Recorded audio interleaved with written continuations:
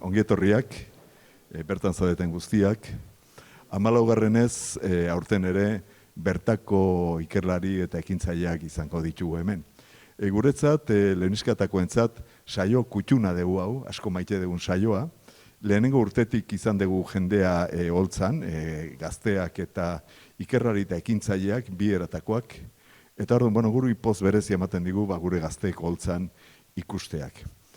Alde hortatio, hasi aurretio aurkezpenarekin, datorren ostiralean ere bertan izango dugun hitzaldian ikusteet interesgarri izango dela.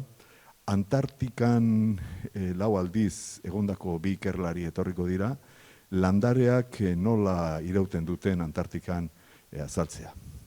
Oso politi izango delakoan gaude eta gainaz izlaria bat behintzet ezautzen dugu eta osona da.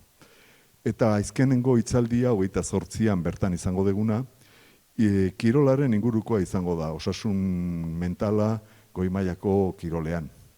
Bertan izango ditugu Ramon Cid, urte askotan Espainiko txapelduna izan zen salto irukoitzean edo, eta olimpiadatan egon zen, bai Montrealen eta bai Muskun. Eta berarekin batera etorriko da, berarekin entrenatzen duena, guain entrenadorea da, ja erretiratuta dago, baina entrenadorea zela seitzen du, eta bertan izango daukan apupilo bat, esango ezagun, Irati Michelena, Espainiko txapelduna luzera jauzian, baina aldi berean, estatu batutan ikasi zon neurozientzia. Eta orduan zik biomagunen edo dago doktoretza egiten, eta nik uste dut, ean arteko elkarrizketa ere, polita izan ditekela, esparru desberdinak ikutuz. Eta gero bukatzeko, gelditzen zaigu urterokoa, matematikako argazki lehiaketa edo, 12. edizioa izango dugu aurtengoa, eta gaina sariak ere egokituak eta eguneratuak. Bide batez, behaseinen dago zeuain erakusketa bat ikusteko Erauskin plazan, Estatuako plazan, 26 emakume euskaldun azaltzen dira, jakiundeko kideak danak, eta hor ditugu. Eta besteik, ez dut uste zeraztu dudanik, eta, txanda dugu ez. Azteko, hausnarketa txiki batein nahi dut, zen gure gaztek ez dute esfortzurik egiten. Eta nunbait, hoi entzuten dugu ez. Eta nunbait, ez dakit, hemen dauko ingeniero bat, igual tombolan emango zioten tituloa, ez da, bat esfortzu egin gabe. Bestaldetik entzuten dugu baita ere, gure gaztek ez daude lanerako prest, eta hemen daukaguan elore, jatetxe bat, arriskatuz, jarri dona, eta dano dakigu jatetxe batek ze ordutegi ditun, ez? Eta gero baita ere, entzuten dana da, musutruk eta bolondrez ez dutela lanik egiten. Da hemen ditugu, bi aizpak, ez da, gizakari proiektua sortu dutenak, eta musutruk ari direnak, euren ikuspegia eskaintzen jende guztiari. Eta gazte zaudeten ontzat baita ere, aipatu, guia edadez aurrea guazela, baina ez gaudela kadukauta. Jogurra kadukatzen dira, baina gu presko gaude oraindik. Orduan, bidean topo egiten dugun, bai zuek eta bai guk, eta lanak elkarrekin egiten jarraitzen dugun. Eta besterik gabe, Faustino emango diot mikroa, aurrez uste ezautzen dezuela, Faustino da Donostiako Ingenieritza Fakultatean katedratikoa. Beraz, beak emango do, hemendik aurrera guztia. Eskerrik asko, Jose Luis. Arratsaldeon, lehenengo pixka bat azaldu nola izango diren hitzaldiak, hau kongresu txiki bat bezala izango da, 15 minutu inguruko hitzaldiak izango dira, eta ondoren beste 5 minutu inguru izango ditugu galderak izango dituzu, edo izango ditugu galderak egiteko, eta besterik gabe, lehenengo hizlaria, Unai, zurea da hitza, Unaik Industria Elektronika Ingenieritzako gradua ikasi zuen Mondragon Unibertsitatean, eta ondoren automatika eta robotikako gradua egin zuen Mondragoiko Unibertsitatean baita ere, eta gaur egun Lorteken dabil lanean fabrikazio aditiboko kontrol estrategietan eta okerrez baldin banago lanean. Berak hobeto kontatuko digu. Nahi duzunean. Eskerrik asko. Atxalde ondan hoi. Ezagutzen ez diazuen antzat, nire izena Unai Mintegi da, Idiazabalgoa, eta momentu honetan Lorteken digitalizazio teknologietako talden ikertzaile bezala nabil, eta hasi baino lehen, eskerrik asko lehen niskatai hitzaldi hau emateko aukera emateatik. Lehenik eta, esplegoko izuet pixka bat, nire ibilbide akademikoa, prestakuntza akademikoa nondik norakoa izan den, bai gradu eta masterreko ikasketak, eta gero bestaletik pixka bat zer den lortek, eta bertan iken ditugun proiektu eta lanak pixkat labur-labur azalduko izkizuet. Bai detailetxo gehiago azaldu nahi dizuet, nire master bukerako lorteken burutu nun lan hau, zeri buruz inun, da pixkat detaile gehiago esplegoko izuet. Eta gero azkenik, digitalizazio taldeen partetik, ze beste proiektu eta lan iken ditugun. Lehenengo, 2019 eta 2023 urten arten industria elektronikako ingenitza gradu ikasi nun, esan bezala Mondragon Unibertsitaten, eta labur-labur azalduz, industria elektronikako gradu honetan, 3 adar bezala ikasten ditugu, alde batetik energia eta potentzia elektronika, non bai elektronikaren bitartez energiaren bihurketa, kudeaketa eta kontrola aztertzen ikasten dugun, beste alde batetik robotika eta automatizazioa, jarraien masterreko gradun pixkat gehiago esplikoko izutela, eta azkenik sistema txertatuak. Non hemen hardware eta softwarearen diseinu eta programazioa aztertzen duen eta ikasten duen nola funtzionatzen duen. Labur azalduta, nire gradu bukaerako lan azin izan zen, hau Arrasateko enpresa biomediku baten inun, mikroliku izena zona, eta bertan proiektu honen helburua izan zen, bertan ikentzien test mikrofluidikoetako frogak dinamizatzea, efizienteagoak izatea, eta hauen laborategiko frogan denbora asko jaistea. Eta, aipatzeko, proiektu honek emaitza onak izan zitula, emaitza positibok eta kontrol eta efizientzia aldetik denborak asko jatsi zitula, eta gaur egun erabiltzen jarraitzen dela diseinatu zen proiektue, da kasu honetan, erabilpen kasu ematen ari zaiona dela, minbizi zelulak identifikatu, eta hauekin frogak egiteko, laboratiko frogak egiteko progetan. Gradu eta gero zuzenen masterren sartu nintzen, baita Mondragon Unibertsitaten, da kasu honetan robotika eta kontrol sistemako masterra aukeratu nun. Master honetan ikasten dien arlok izango zen alde batetik prozesun automatizazioa, bai PLC-en bitartez edo bestelako kontrol estrategien bitartez prozesu horien programazioa edo kontrolaren diseinua. Beste alde batetik robotika, bai gradun ematen dela robotika zerbait, baina bai masterren ja ikasten dugu robot batek nola funtzionatzen duen, bere modelizazioa, diseinue, kontrola, programazioa, arlo asko eta bastante sakon ematen die, eta beste alde batetik kontrol sistemak, robotikan eta prozesu automatizazioa hauetan behar ditugunez, kontrol sistema hauen, algoritmoen programazioa, diseinua, modelizazioa, era sakon baten ematen da. Eta, bai gradun da, bai masterren, aipatu dut dia robotika, baina galdera botatzea izuet, zer da robotika, porque jendei askotan galdetzi duzuen zer da robotika, lehenengo gauza burua etortzen zaiguna, igual eskubitako irudin ikusten deun robot humanoide giza itxurako robot futurista bat etortzen zaigu burua, baina esatekoa da, gaur egun oraindik robot mota hauek urruti darela, egia da, lehenengo prototipo batzu darela, eta bai darela investigazio adar batzuk robot humanoide estilo hauek investigatzen dituztenak, baina gaur egun beste mota bateko robot batzuk ikusi ezkeu gehiago gure egunerokotasunen. Adibidez, ezkerretik hasita, ibilgailun munduan asko ikuste ditugu dronak, azken aldien asko entzuten da baita kotxe autonomon munduek, geroz eta indargailu hartzen nahi dela, etxen baita garbitzeko robotak ronba oso ezaguna dela, baina industrin beste mota bateko robotak erabiltzen ditugu, aipatutago prozesuk automatizatzeko, eta kasu honetan beso robotikok izango zen. Izango zena hirugarren irudin ikusi dezakezuna. Azkenen die beso bat simulatzen duten, edo beso baten simulazioa imitatu nahi duten robotak, normalen 6 ardatzekoak izaten dira, eta lorteken behintzat eta industriak mundun holako robotak erabiltzen ditugu gehien bat. Zer den lortek azaltzeko? Ezagutzen ez dezuen ontzat, lortek ordizin da zentro teknologiko pribatu bada, gutxi gora bera 85 langile inguru geha, eta bertan 3 investigazio taldetan banatzen da, alde batetik digitalizazio teknologiak, nik parte hartzen dutena, eta beste alde batetik lotura teknologiak eta fabrikazio aditiboko teknologiak. Nire lehen pausoa lorteken zein izan zien, masterreko praktikak lorteken hasi nituen, praktika bertan initun eta gero, praktikak eta gero, nire master bukarako lanare lorteken jorratu nun.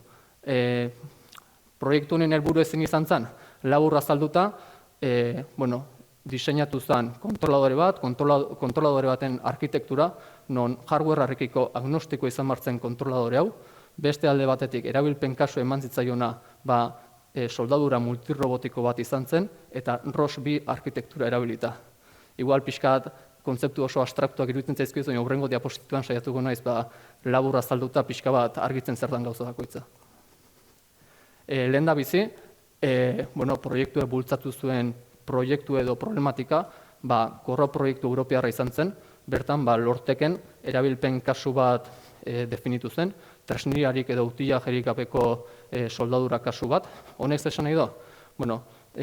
Zelula robotiko baten, 3 robot osaturiko prozesu bada, 2 robotek bakoitzak pieza bat heltzen do, 2 piezak enfrentatzen dira, eta 3. robot batek 2 pieza horiek soldatzen ditu. Honekin zer lortzen dugu? Azkenen behar ditugun utillajek soldadura hori edo pieza hori heltzeko, ez mugitzeko soldadura egiten nahi den bitarten, erabilpen hori ekiditu egiten dugu. Hontan ze arazo geneuken? Adibidez, lorteken daukeun zelula robotikon ez dauzkeula 3 robot fabrikatzaile berdinekok. Honek hau problema bada, prozesu automatizatua diego arren, ze azkenen robotan kontroladorek beraien marka berdineko robotan arten bai daukete komunikazio eta elkarlan hori burutzeko ahalmen hori, baina marka ezberdin barteko robot bat sartzen diozunen, hemen problemak hasten die. Orduan, pentsatu zen, behartzela kontroladore externalizatu bat, prozesu hau garatzeko. Eta beste alde batetik, prozesuai dagokionez, problematika batzuk bezala sufrituzten lehen probetan, adibidez, robotak piezak enfrentatzen dituzten den soldadura egiteko, robotak oso prezisio honekoak dira, baina prezisio hori ez da absoluta, beti dute milimetrotako errorea, eta honek egiten du azkenen soldadura ez izatea optimo edo kalidade honenekoa. Orduan baita behar ditugu kontroladore o kontrol algoritmo externo batzuk prozesu hortan lagundu daizkienak. Da bigarren problematika identifikatu zena izango zen, azkenen soldadura egiten den momentun, soldadura beak energia asko ematen dio piezai eta pieza asko berotzen da.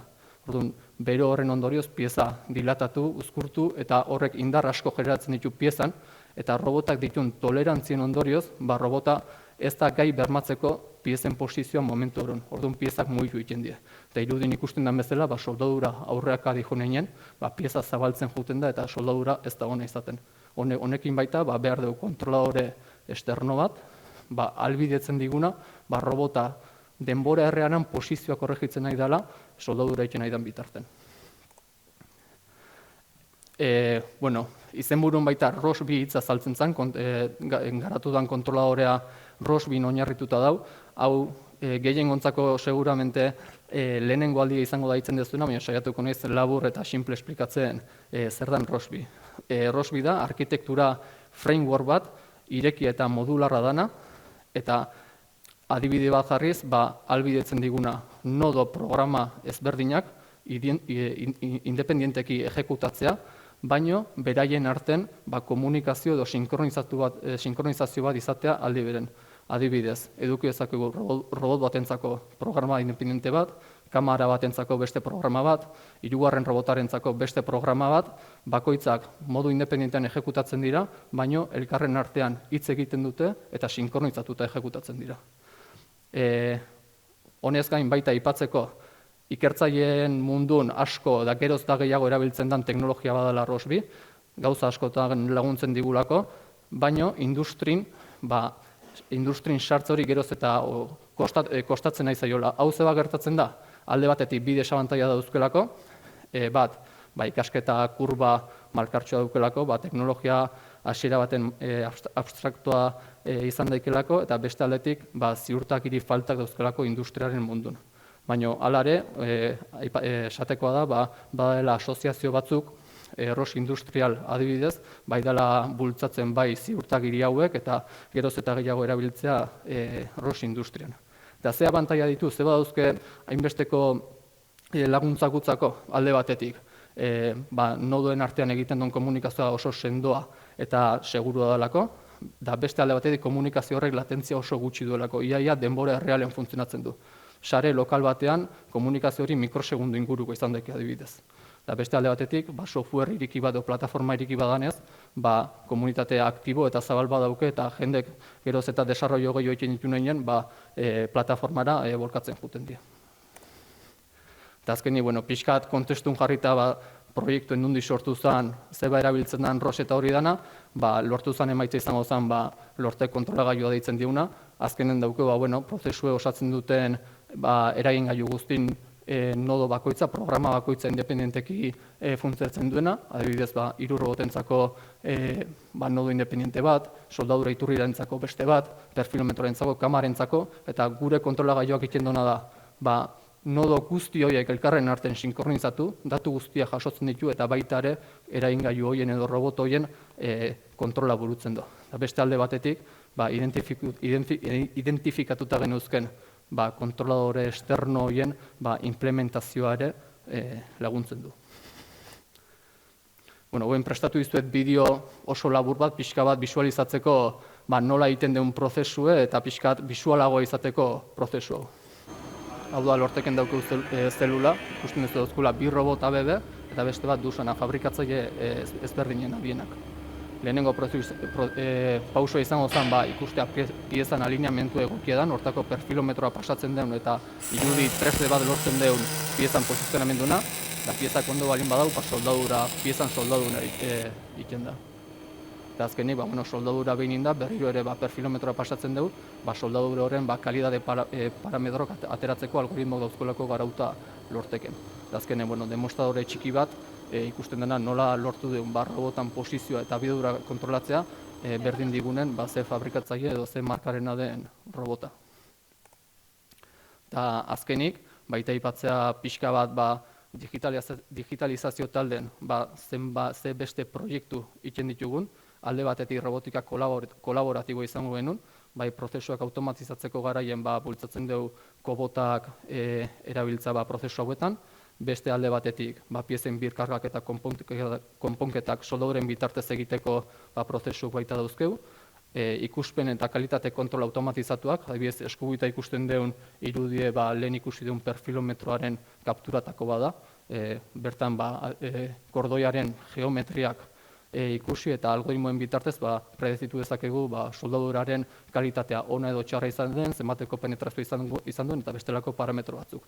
Eta azkenen, geroz da gehiago sartzen roboten eta prozesun simulazion, simuladore ezberdinek erabiltzen ditu, eta gero baita inteligentzia artifizialen garapenen, geroz da gehiago bueltatzen inteligentzia artifiziala entrenatzeko datuak zelula erreal baten lortu ordez, simulazio bitartez egiten dugu, eta modelo batekin entrenu partez, 1000 robot jartzen ditugu adibidez simulazio baten entrenatzen, eta hola askoz datu gehiago lortzen ditugu modelo horiek entrenatzeko, askoz emaitza hauek lortuz.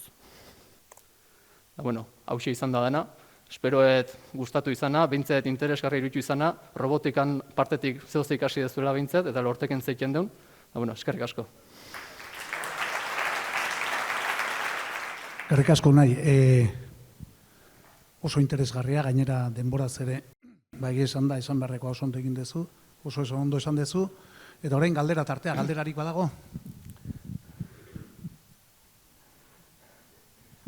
Nire hasiko naiz. Nik orain arte batzuk dira sinistunak, beste batzuk ateoak, eta beste batzuk agnostikoak. Nik beti hori erlijioarekin erlazionatu izan dut, baina hor ikusi dut hardware agnostiko bat okerrez balin manago 6. diapositiban. Orduan, azaldu dezakezu pixka bat ze zentzutan erabiltzen den hitz hori. Hardware agnostik esan nahi duena da, sortzen dugun programak edo sistemak berdin zaiola ze fabrikantentako, ze markatako, ze fabrikantentako robot edo ez dauke robota izan barrik. Kamera, sentsore, berdin zaiola zein erabiltzen duen. Behin marka horretako programa sortzen dugunen, sisteman integratzen balin bada, edozein markakin funtzionatzeko ahalmena izango luke. Gehiago, beste bat.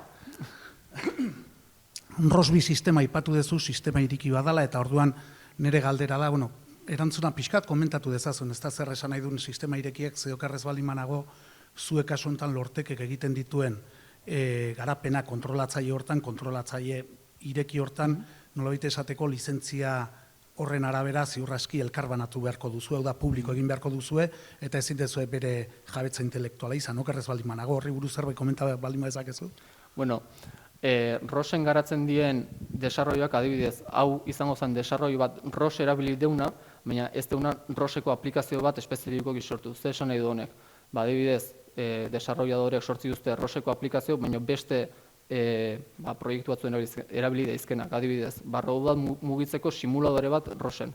Bueno, simuladore horiek bai implementatu daizke proiektu privatizatutan edo komertzialetan, baino da segun ze finekin edo ze helbururekin sortzen duzun ze hori, aplikazio hori.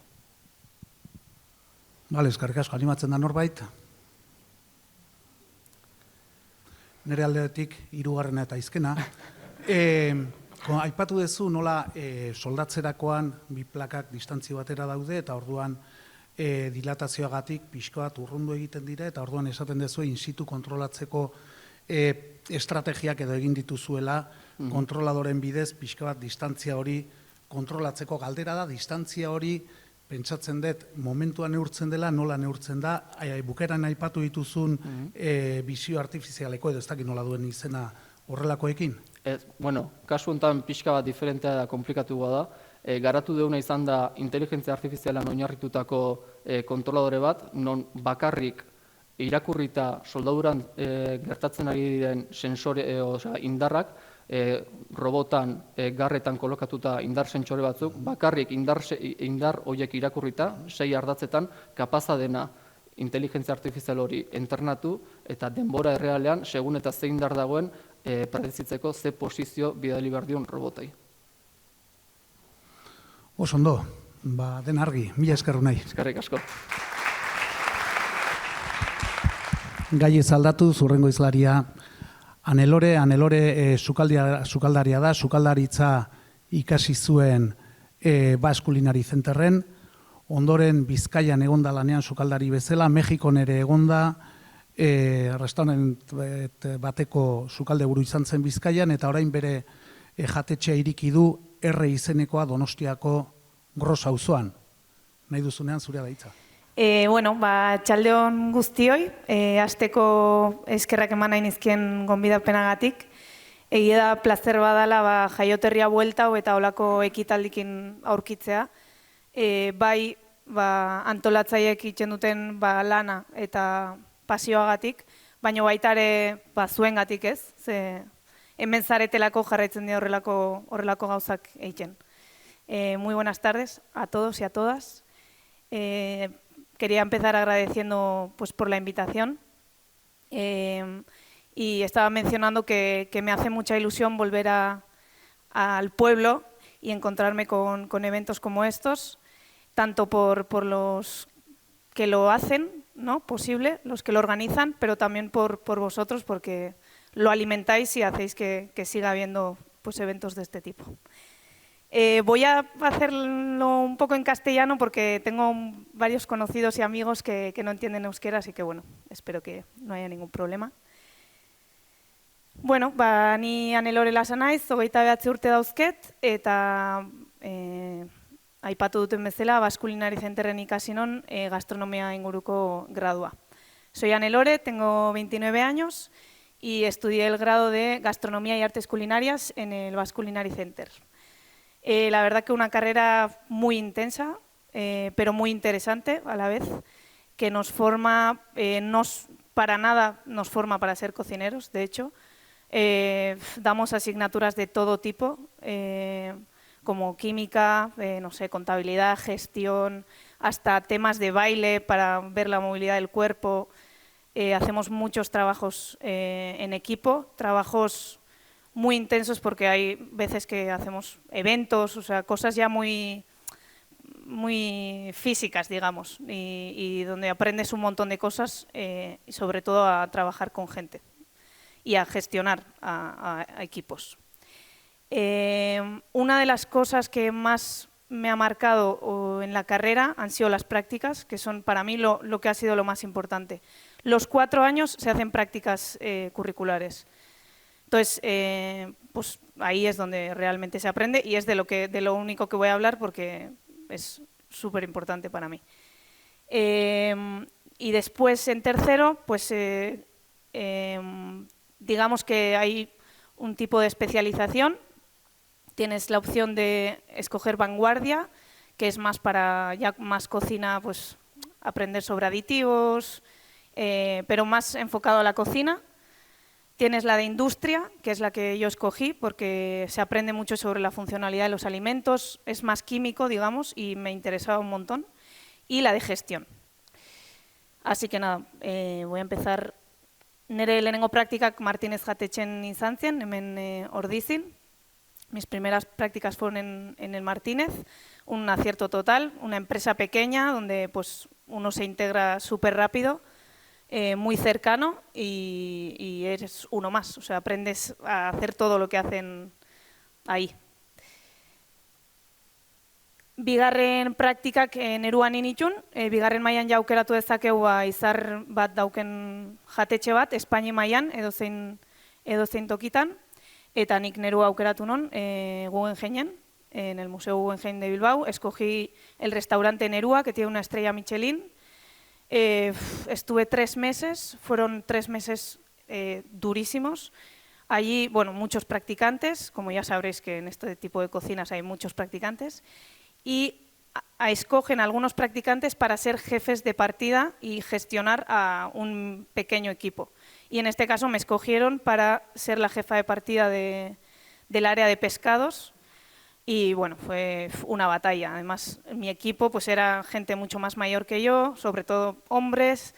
Yo tenía 19 años y bueno, fue una lucha, pero mucho aprendizaje. Y a partir de ahora tengo que presentaros a un personaje porque, pues bueno, mi vida profesional a partir de ese momento se vio, bueno, afectada en algún sentido gracias a él. Así que, bueno, ya lo conoceréis muchos, él es O'Brien, un cocinero que conocí en Nerua y que a partir de ahora pues seguimos nuestro camino juntos. Vale, hirugarren mailan, ja, aukeratu dezakezu munduko edozein, bueno, jatetxe edo enpresa, bakarrik jatetxe eta zainaiz, baino edozein enpresa. Eta ni nintzen Mexikoa. O'Brien mexikarra da, orduan, bueno, pues, Mexikoa nintzen. En tercero me fui a México, a un restaurante que hace un año y medio o algo así le han dado una estrella Michelin. Y pues nada, es que allí fue todo aprendizaje, o sea, cultura nueva, gastronomía nueva, entonces cualquier cosa que veía, hacía o lo que fuera era absorber. Yo fui una esponja, la verdad. Y sobre todo, pues todo el equipo eran mexicanos, entonces aprender a trabajar con gente de otros lados tiene también su aquel, porque la comunicación pues es diferente. Además, este estaba dentro de un hotel enorme, porque está entre Cancún y Playa del Carmen, y bueno, trabajar en un hotel tiene también sus cosas, así que mucho aprendizaje. Algunas de las cosas que hacíamos ahí, que eran todas súper vistosas, y aquí os enseño una foto del equipo que hace falta en cocina para hacer platos así. Todos estos somos cocineros, quitando los 6 que son camareros, el resto, y todos practicantes, excepto 4 personas. Y todos trabajábamos todo el rato para poder hacer, o sea, son platos que llevan muchas cosas. Vale, eta laugarren mailan, bueno, nola industria bidetik jo nintzen, pixkat buelta eman nion, eta sukaldetik atean nintzen, eta aztira jo nintzen. Derion, investigazioko enpresa bada, eta bertan inon gradu amaierako lana. En cuarto, di un poco un giro, me fui a AZTI, a una empresa de investigación alimentaria, y ahí hice mi trabajo de fin de grado. El trabajo se basó en hacer productos para personas con problemas de masticación. Entonces, bueno, pues ahí también todo fue un aprendizaje. Estuve mucho tiempo también en el ordenador, investigando, pues viendo qué tipo de productos ya se habían hecho, qué tipo de productos no. Después, maquinarias que había escuchado porque las había aprendido, pero no había utilizado nunca, ¿no? Un autoclave para esterilizar el producto, herramientas de todo tipo. Aprendí un montón, la verdad. Diferentes maquinarias que ya no me acuerdo para lo que eran, pero bueno, para medir resistencias, que si humedad, que no sé qué. Entonces fue todo un aprendizaje. Realmente me hubiera quedado a trabajar ahí, pero bueno, es complicado entrar en una empresa así que seguí por la cocina. Nada, estos fueron los productos que sacamos. Eta, bueno, ja, karrera eta gero, aukera bat presentatu zitzaigun Donostin, Bruno Teizak jatetxe bat iriki nahi zon, euskal mexikarra, eta bueno, guretzako oso ondo enkajatzen zigun, eta Donostia etorri ginen lanea. Después de la carrera se nos presentó una oportunidad. Bruno Teiza quería abrir un restaurante vasco-mexicano y nos encajaba muy bien pues, el concepto y vinimos aquí. Estuvimos 5 duros años trabajando mucho, pero Bruno nos presentó y nos introdujo a toda la gastronomía vasca, nos presentó a todo el mundo, pues a los dueños del Gambara, nos llevó a comer a todos lados, nos presentó a toda la gente, entonces pues la gente también nos empezó a conocer a nosotros y en tema profesional pues mucho aprendizaje. O sea, yo era la jefa de cocina, llevábamos un equipo muy grande, en Gachupa, bueno, habréis estado, es un restaurante muy grande y hemos estado, o sea, ha habido años de mucho trabajo. Así que bueno, ha sido intenso, pero de mucho aprendizaje. Y pues de ahí, de forma natural, brotó pues las ganas de hacer algo nuestro, ¿no? También algo importante que quería decir, que para nosotros o para mí ha sido muy importante viajar, probar, pero también aquí mismo probar mucho cómo se comen las cosas, ¿no? Como ir a restaurantes, comer mucho, porque al final es súper importante saber las costumbres y cómo se ha hecho siempre y cómo se ha hecho bien para poder hacer algo nuevo. Y eso ha sido vital. Y hemos viajado mucho, pero también hemos comido mucho aquí y hemos conocido muchos sitios. Eta, bueno, pues gure proiektue nik utzi non Gachupa eta handik hilabete terdia ja erre iriki genuen, esan eta oso azkarra izan zen. El proceso de abrir nuestro restaurante fue muy rápido, fue dejar Gachupa y al mes y medio ya habíamos abierto.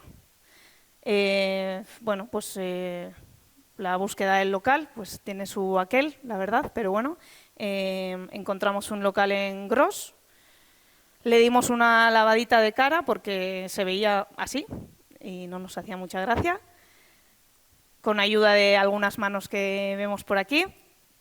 Hicimos una remodelación rápida y sobre todo lo más importante para nosotros era la creación de la marca, que con la ayuda de Ollane, que es la que nos lleva todas las redes y la que nos hizo el logo y todo, pues llegamos a R, a lo que es ahora, que viene del verbo pues, de euskera, ¿no? De asar o quemar, y es lo que hacemos, es lo que nos apasiona. Y bueno, ahí había un vídeo, pero no se ve, así que nada. Desde aquí te denbora ondo mejor.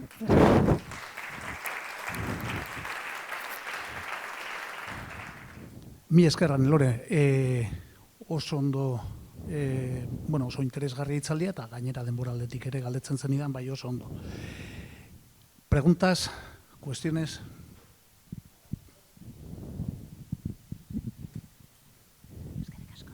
Es más difícil abrirse camino como mujer, porque parece que en el mundo de la cocina lo que más destacan, ¿no? Son los hombres, los cocineros hombres, ¿no?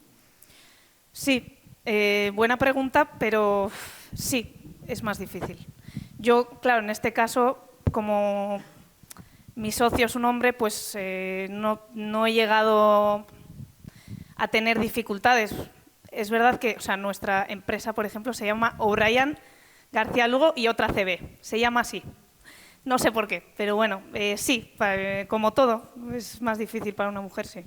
La gastronomía ahora mismo, por mucho que la mujer sea la que cocina en casa, pues es un ambiente de hombres, la verdad. Más preguntas? Anelore galderatxo bat. Bai. Osteleritzan beti entzun dugu ordutegiak eta gauza guzti hori. Nola konziliatzen da, nola ikusten duzu, etorkizuna alde hortatio? Asko aldatzen nahi da, bueno, lehenagoa eginen komentatzen, ez? Langileak ja ez dare. Eta ez dare, gauzak oso gaizkin delako urte askotan, ez? Azkenen, hasiera baten kejatzen gajo, eske inorek ez da osteleritzan lanik nahi, ja. Baina eske, zeatik lani nahiko jatetxe baten, eske ez dauke bizitzaik, ez? Orduan, guk adibidez gure aldetik jatetxa iriki genunen izan zen, bueno, guain iriki nahi deu zeo zer bizitzeko. Porque bizi nahi deu baita, ez? Beste pasio batzuk dauzkeu, eta adibidez guk jatetxa guain uda oson, eukido bakarrik irikita gauetan, eta aste bukaeran bai eguerdin eta gauen, baino eta mundu guztie pasatzen da aurretik, eta eske siempre estáis cerrados. Ya, bueno, siempre no, o sea, tendré que vivir también, ¿no? Eta, bueno, pues, nik uste aldatzen nahi dala. Azkenen ohitu behar geha, pues, jatetxek behaien ordutegi dauzkatela, eta ordutegi horien barrun jun beharra daukeula. Ze gero, aste arte gau baten, negun ez da inor juten. Galdera gehiago? Kaixo Gabon, aizia naiz, eta gu aurreko urte mikota eta bioken ginen beraienan, eta baidagie daukezu esarma ematen dizuela, eta zuko esaten dizuna. Ni 10 urte nijo baitare, eta familiko lana, eta laguntzea asko eskertzen da. Nik hori badakit. Kubrasok hemen dauzkezula, eta familie eta hori oso garrantzitsu dela. Bai, oso. Eta hori, ni emakume bezala, ikusten dena da, hori, zure kasu, esaten duna, azkenen bikotea daukezu, eta horrek asko laguntzen du. Baina alde, hori da, eta nik gomendatzen dizuet, ez paseate jun, hori, da txoko txiki bat, maitasuna asko ekindakoa, eta akordatzen naiz aurre ikusten, ama, loretxe batzu behar ditut. Eta etorri zan, ama, korrika, ez josita, baina alare txoko bat ingenun eta detaile bat jarri zenun, ikusitan. Eta hori, ondo segi, eta etxeko guztikin eta ingurukokin aurrea. Hori da, mi esker, oso importantea egia da. Bai, hori da. Behaiei gabe ezakit, nune nintzen, hori egia da. Hori da, zorionak eta ondo segi. Eskerrik asko berdin. ¿Galdera gehiago? Bueno, yo tengo una pregunta. Has dicho que el restaurante se dedica a la cocina vasco-mexicana. No te voy a pedir porcentajes de cuánto es de vasca y de cuánto es mexicana, pero sí, si puedes comentar las similitudes que hay entre ambas cocinas, las mayores similitudes que has apreciado y las mayores diferencias, si las puedes comentar. Gran pregunta. Las mayores diferencias, yo diría que, por ejemplo, en México todo es sabor y es increíble, o sea, todo es súper sabroso, pero, por ejemplo, aquí se cuida mucho más el punto de las cosas. O sea, tú puedes comerte un pollo con mole y va a estar seco el pollo, eso te lo aseguro. Y aquí te puedes comer un pollo asado sin mucha cosa, pero se intenta que esté jugoso. Por eso yo creo que la combinación de ambas es mágico. ¿Vale? Sí. Eskerrik asko, Anelore, Zuei. zure hitzaldiagatik. Eskerrik asko. Ni esker. Aizkeneko hizlariak aizpak dira, onintze eta garazi beraiek, biek ala biek, Gizarte antropologiako gradua ikasi zuten Euskal Herriko Unibertsitatean, ondoren bigarren hezkuntzarako masterra, gaur egun bigarren hezkuntzako irakasleak dira, eta gizakari proiektua sortu dute antropologiari duen garrantzia emateko eta pixka bat plazaratzeko edo gizartean antropologiaren garrantzia edatzeko. Nahi duzunean zuen abaitza. Atxalde guztioi, ongitorri gure aurkezpen honetara, difusio proiektu baten murgilduta gaude, esan bezala bezala izakari du izena. Eta, bueno, gerora pixka eta azalduko dugu termino horren esanahia zein da, nasketan magikoa oke beratzen egin esan. Eta, bueno, lehenik eta gain eskerrak ematea gonbite hau egiteagatik, feministka eta zintzasareari, espazio hauskitzagarri bat, ikerlari, zientzialari eta hautsa emateagatik baita ere.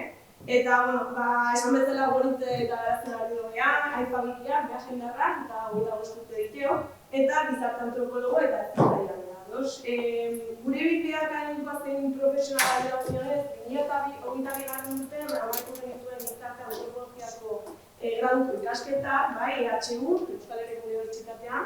Eta, bueno, ondoren irakaskuntzako irakasleen ikasketa burutu genituen Madrilen, eta azken 3 urteotan irakaskuntza burututa gaude, batez ere DBH eta batxilergoko etapean. Bueno, esan bezala, hau izango litzateke pixkat gure puntuak, Gure arkidea, bai. Jokatuko ditugun puntuak hausen dira, hasiera baten direktira gabur bat emango dugu, gero garapenak estatuko dugu aurrera, puntu ezberdinak jorratu bertan, eta gaian txiki bat dugu, azkenaldiak eratuko hasiko geha. Hasi bezala, hau gure pertsonal eta akademikoa, Euskal Herriko Unibertsitatea guri esan laguntza pila bat eman dugu, personalki eta profesionalki, gure azkenen bideak markatu dugulako. Egia da, antropologiako interesa gehien bat sortaraz izan, hasiera baten gozo pertsona sensibleak izan gara txikitatik, galdera asko egin diteo entzona, eta gure senidei gauza bat inguru, jakin asko, gabiak bideo, guraso jakin badakite. Eta hori, pertsona jokabiak aztertzeko zen behatzeko interesa handia, aderatzen dugu beti. Eta, batxilergoko etapa horretan, nahi galduta gode etapa horretan, nera bezaroan murgilduta gondela, bertan izan genuen parada zio beha, musika izeneko irakasle berezi batekin topo egiteko, elgorretakoa da. Soziologa. Eta, berari galdetu genion zerraitzen guen, kultura, religio, politika, ekonomia, eta fera hauek guztiak ezberdinak sinergia hori kontenplatzen zuen disiplinaren bat, Eta kasu honetan izan zen gizarte antropologia. Une horretan arte, inork ez zigun disiplina honen inguruan hitz egin, tamalez ez ziguten hitz egin, eta behintzat emakume honek idea egiten. Eta hortik aurrera, hori izan genuen, gure bidea hori izan. Esan bezala izatez, beti izan gara jakiminak dira gizarteari den pentsamoldean, portaeran, gizartearen funtzionamenduan sakonak aztertzeko interes hori beti aldera zideo. Beraz, esan bezala guk bilatzen genuen sinergia bat filosofia, psikologiaren arteko ikasketaren bat bilatzen, Eta, bi disiplina arteko lotura hori aurrera ematen duena gizarte antropologia da, bereziki gizarkia eta gizartea begirada zabal eta integratzaile batetik aztertzeko aurrera ematen dugulako.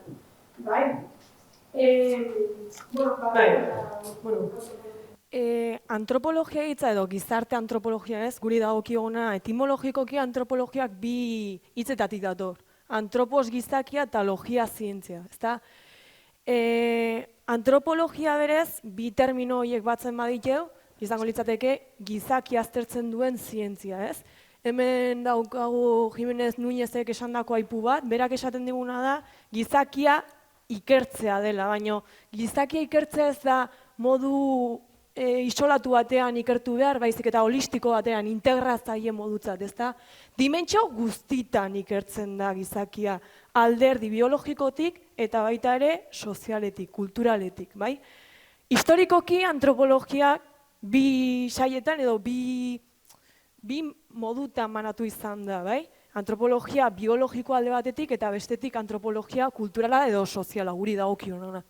Antropologia biologiko edo fisikoa deritzoguna lantzen du gehien bat gizakiaren arlo biologiko, anatomiko eta genetikoa, bai? Hor espezialidade desberdina dauzkagu, adibidez paleantropologia, primatologia, hauek ja ezagunagoak egiten zaizkigu. Hor daukagu behasain da oso famatua, Pako Etxeberria handia, bai?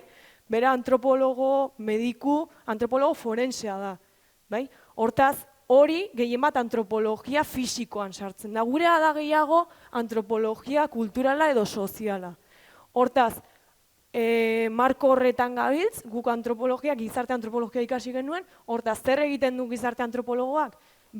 Gizakiaren eta gizaki baten edo gizarte komunitate baten, kultura baten barruko jarrerak eta portaerak ikertzen ditugu gehien bat. Bai? Ez da erreza izaten, antropologia zer dan esatea, ez? Hain holistikoa da, hain beste gauza ikertu ditzazkegu, guri graduak ematen diguna da holistikotasun hori, ez? Marko desberdinetak ikertzen ditugu pertsonak. Ikuspegi, genero ikuspegitik ikertzen dugu pertsona bat. Ikuspegi biologiko edo eta mediku batetik ere. Ikuspegi ekonomiko edo politiko batetik. Hau da, gizarte antropologia graduak eman dizkigun klabeak izan dira, gizakia ulertzeko, bai, ikuspuntu desberdinak. Hoiek asignaturak izan dira guretzako, politika, ekonomia. Guk hoiek ikasi ditugu gure graduan, bai? Hortaz, hoiek behar ditugu zertarako kultura bateko pertsona bat hobeto ezagutzeko. Gure zer gertatzen da, hemen ikusten den bezala, hain holistikoa da antropologia, zerbaitetan espezializatu behar garela. Gure kasuan hezkuntzan espezializatu ginen. Eta hezkuntzan zer ikertzen dugu, edo zertarako balio dugu antropologo batek, ez ezurrak ikertzeko, ez? Askotan esaten da, zer da antropologia ezurna? Ez da bakarrik hori, bai? Haratago goatz, eta haratago hortan hezkuntza zer egiten dugu? Hezkuntza komunitatearen barruan, kultura horren barruan dauden pertsonak ezagutu. Eta erramentak, antropologiak badauzke erramenta batzuk, ikerketa erramentak, elkarrizketa eta behaketa, bai? Erramenta horien bitartez, pertsonak ikasleak hobeto ezagutzen ditugu, eta ez bakarrik ikasleak, ez hitzaile guztiak, bai? Pasak dira, ez hitzaile, jangelakoak. Hezkuntza kultural barruan dauden sujetu guztiak, bai? Antropologiak ematen dizkigu erramentak, ahalik eta gerturatzea pertsona hoiei, bai? Hortaz, zentzu horretan antropologiak ematen dizkigu zenbait aukera, pertsona horiek modu integral batean ezagutzeko. Eta batez ere, komunitate hortan ematen diren gizarte edo jokabide dinamika horiek guztiak gehiago ikertzeko.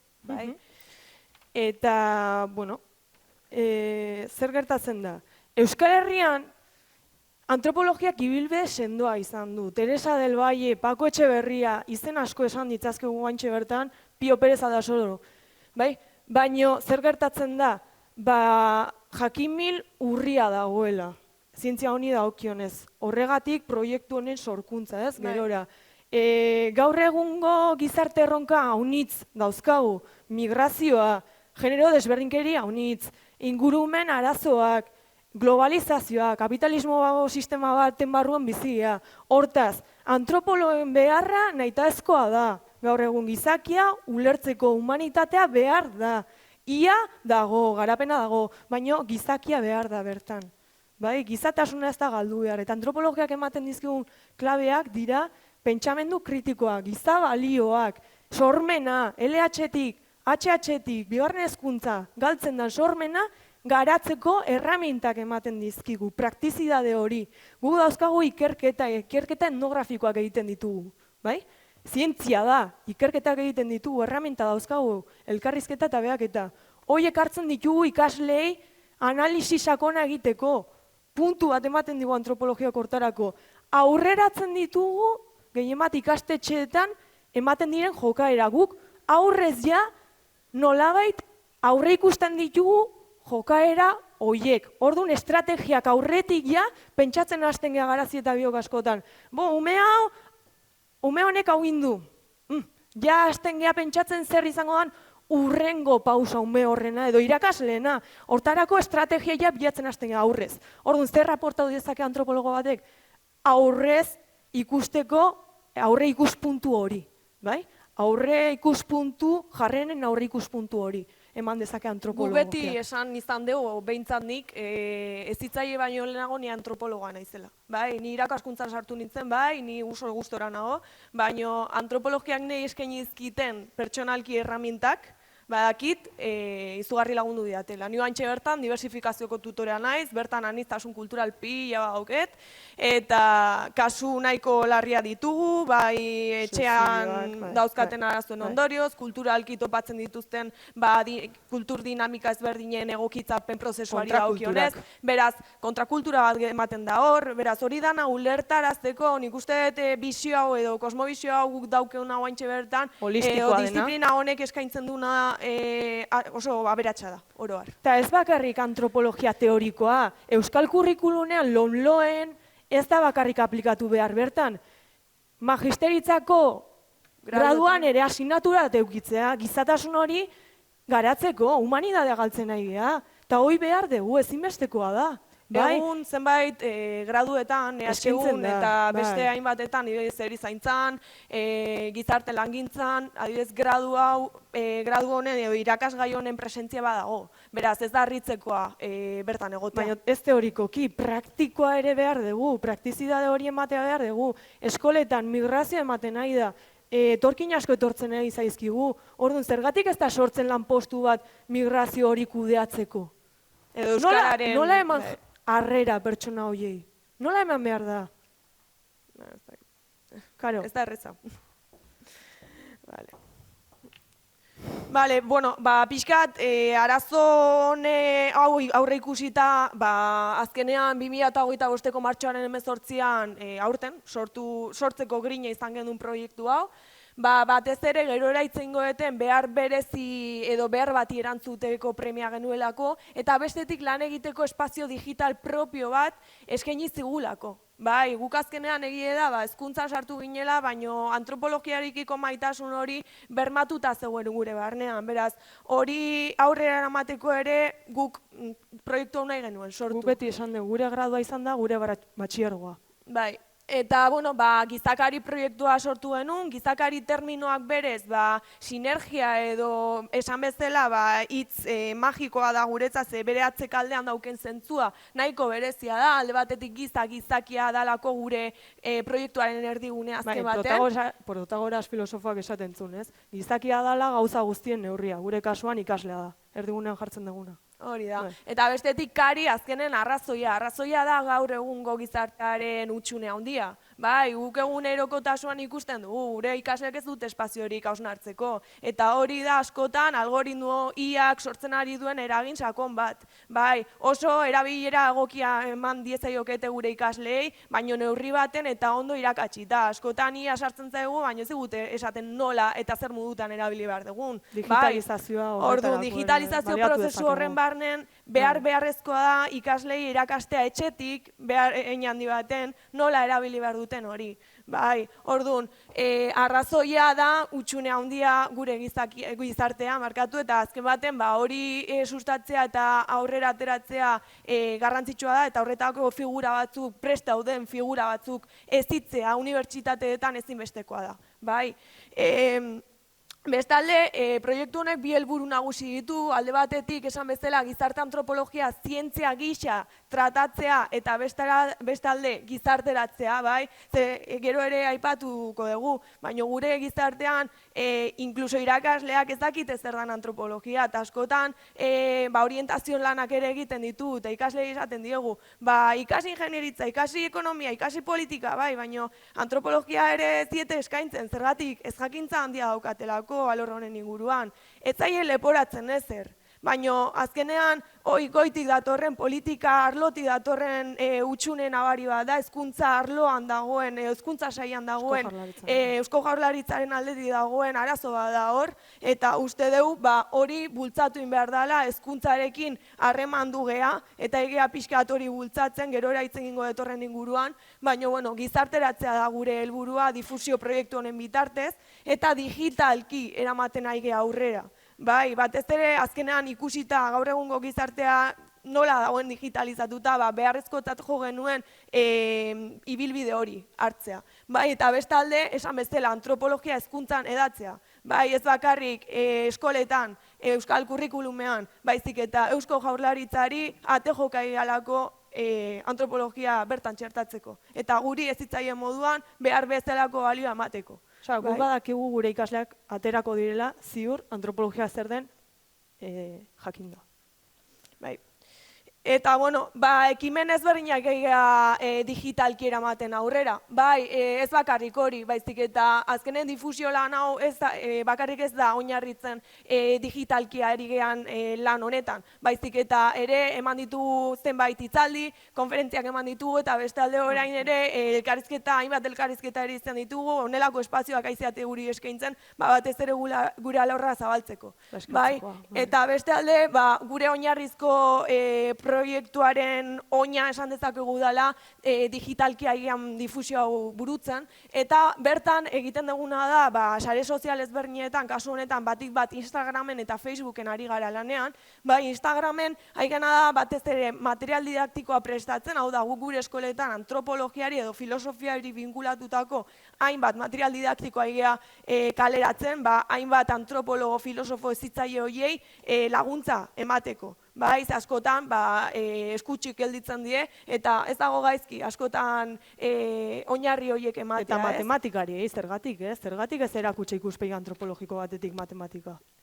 Izan daiteke, orduan hori alde batetik, gero esan bezala, guri ere interesatzen zaigu jendea jakitea, existitzen direla antropologiako kongresuak, bilkurak ere badaudela noizean behin, Donostin batez ere, edo Euskal Herriko Unibertsitatean, edo dana delakoa, eta bestalde ere antropologiarekin loturiko datu eta informazio interesgarria ere helarazten dugu, guain dela gutxi Jane Goodall handia, ez dakit ezautzen zuen, baino antropologo handia zendu zan, eta horren berri ere eman genuen, tximuekin ibiltzen zen emakume ezagit oroitzen dezuten, baina hain dala gutxi zendu zen, eta horren berri ere eman genuen. Beraz, die datu interesgarri batzu, agian Instagram ezabiltzala eta topoite ez dut, esatezu, ostra, hauenekien. Eta askotan, nola hainbeste ordu pasatzen ditugun sare sozialetan, ez dago gaizki ere puntu haue. Eta azkenik, egia pixkatu hain lantzen antropologianen profesionaltasuna, auzi hori hain lantzen egia ankulegirekin. Euskal Herriko Antropologia Elkartearekin ari gara orain harremanetan, zenbait ekimen prestatzeko EHUn, eta bigarren batxilergoko ikaslei ere harrera emateko, ez? Zientzia hau zertan dagokion EHUkin, noski Euskal Herriko Unibertsitatea, eta orain duela aste pare batekin hasigia Kolonbiako Antropologia Elkarteekin harremanetan, batez ere difusioari dagokionez, nola landu difusioa, difusio digitala. 21. mendean nola, irismen hori nola eman, elkarte txiki bat indeu, formazio batzuk eukiko ikeu, Kolonbiako Unibertsitatekoekin, eta horretan ari gara. Así que, eta... eta gero nahi genuen ere komentatu, guaintxe bertan, gure erronkak 3 hauek direla, alde batetik, sare antropologiko indartsu bat osatzea, hau egie da, lan handia eskatzen duen proiektu bat dela, gure hasierako ideia bat izan zen, baina azkenean hor gelditu behar, denbora behar du, orduan aurre ikusten dugu datorren urtean hau martxan jartzea, hau da, osatzea Goierri alden dauzkagoen antropologo gutxi horiekin bat alde indartsu bat. Hemen presente dau, Kristina, Zumalakarriko antropologoa. Eta gizakarirekin kolaboratzen dago, gurekin batera dago lanean ere, eta bestalde, sare sozialetan divulgazio lanak egiten ari gea, eta bestetik hezkuntzan eta izan beharko luken garrantzia ere hortan ari gara guaintxe bultza. Bultzaka, lehen esandako erakundeekin batera. Eta, hitzaldia edo kongresu txikia bukatu nahiko genuke Thomas Eriksenen antropologoaren aipu batekin, ez da, hau gazteleraz esangoet. La antropología puede no proporcionar la respuesta a la pregunta sobre el significado de la vida, pero al menos puede decirnos que hay muchas maneras de hacer que una vida tenga sentido. Eskerrik asko. Mila esker zuen hitzaldiagatik. Esan dezue zuen ikasleek uste dezuela, zuen ikasleek jakingo dutela zer den antropologia. Zuen ikasleek eta nik ere gaur gauza pila bat ikasi ditut, egia esan da ez nekizkinak, eta pentsatzen dut gela hontako beste jende gehiagok ere baietz. Eta ondorioz gizakari proiektuaren helburuetako bat gaur arratsaldez hemen bertan uste dut bete dezuela. Eskerrik asko horregatik. Orain galderak baldin badituzue. Kaixo, oso harro, oso ondo egin dezue. Atentzia deitu dit gauza batek esan dezuna, matematikan antropologia ikuspegie, hoi zer da? Adibidez, demagun nahi geha gure ikastetxean hori aurrera ateratzen ez, proiektuka egia lanen, eta demagun nahi dia kulturaniztasuneko buruketak egiten. kulturanistasunaren gaia jorratzen matematiken bidez. Gaia jartzen dugu buruketa batean, nien naiz matematikaria, baino kontatu diatena egiten nahi dira, ikuspuntu hori txertatzen egia, bai, gure eskolan, zuzendaritza taldean ere, ari gara aurrera pausoak ematen, eta buruketak zergatik ez kulturanistasunan ematen nahi dian auzia lantzen, matematiken bidez, zergatik ez, adibidez. Ez dakit pixkat kulturak aztertzen diteunez, kulturanistasunaren lanketa egiten da, buruketa baten bitartez agian edo... Aldi berean ja egea ikutzen antropologiaren afera bat, bai, gizatasun hori egea barnean. Lantzen. Bai, baina matematikako saio baten bitartez, kasu honetan. Proiektuka lanen bitartez edo, bai. Neri dagokidanez, ingenieritza ikasketetan ere uste dut oso interesgarri izango zela, eta uste dut horrela dela. Nire neurri apalean isaiatzen ez batzutan erlazionatzen egiturak eta egiten zirela ez gaur egun ikustera joateko, baizik eta funtzionalidade bat zutela. Eta bueno, hori ez, pixka bat gizakiaren beharrak betetzen dituztela eta ikuspuntu desberdinetatik. Galdera gehiago?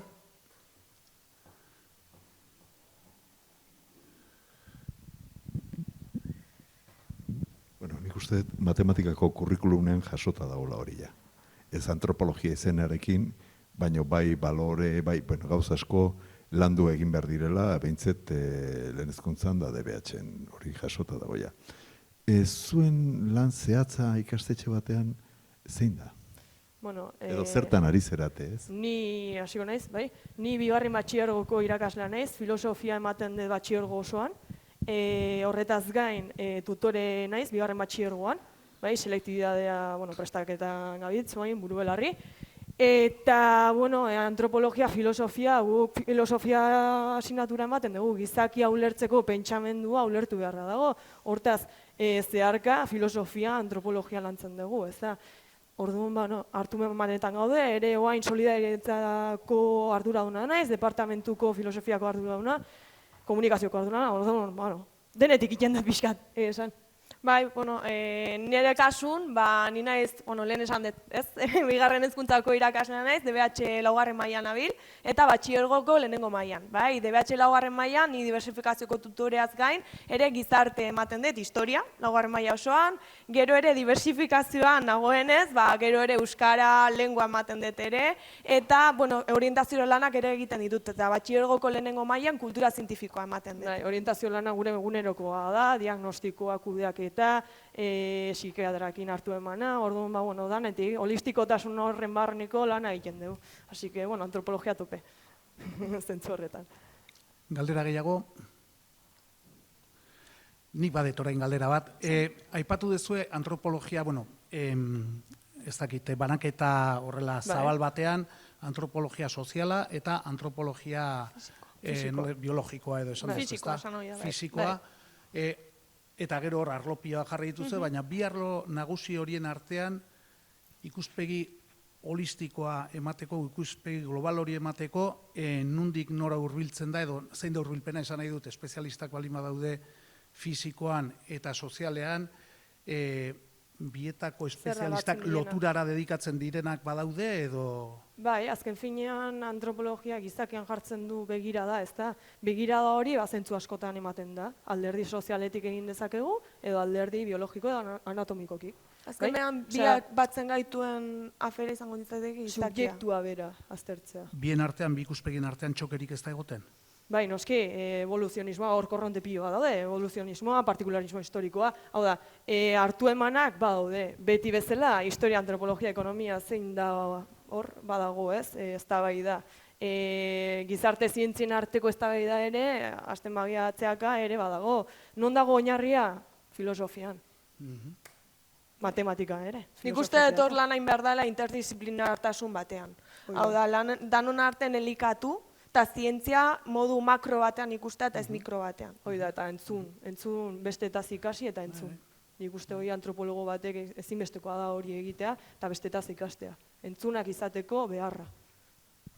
Oso ondo, oso interesgarria. Mila esker zuen itzaldiagatik. Eta etorri izanagatik. Txalo bero bat zuen.